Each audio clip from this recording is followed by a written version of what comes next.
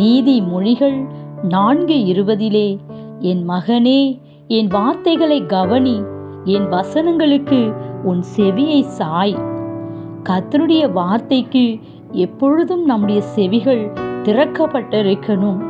அநேகருக்கு கர்த்தருடைய வார்த்தையை அவர்கள் செவிக்குள் செல்லாதபடிக்கு, அதை கவனிக்காதபடிக்கு சத்துருவானவன் தூக்கத்தை கொண்டு வந்து விடுவான். அவர்களை சத்தியத்தை விட்டே மறக்க செய்து விடுகிறான். ஆனால் விசுவாசம் கேள்வியினாலே வரும், கேள்வி தேவனுடைய வசனத்தினாலே வரும். வசனத்தை நாம் கேட்க கேட்க நமக்குள்ளே விசுவாசம் வரும். கிறிஸ்தவ ஜீவியத்திற்கு விசுவாசம் என்பது அவசியமான ஒன்றாக இருக்கிறது.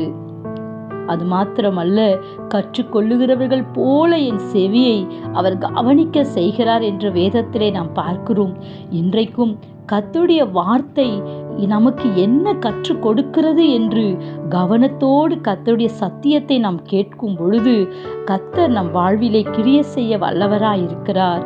மனுஷன் அப்பத்தினாலே மாத்திரமல்ல, தேவனுடைய வாயிலிருந்து புறப்படுகிற ஒவ்வொரு வார்த்தையினாலும் பிழைப்பான்.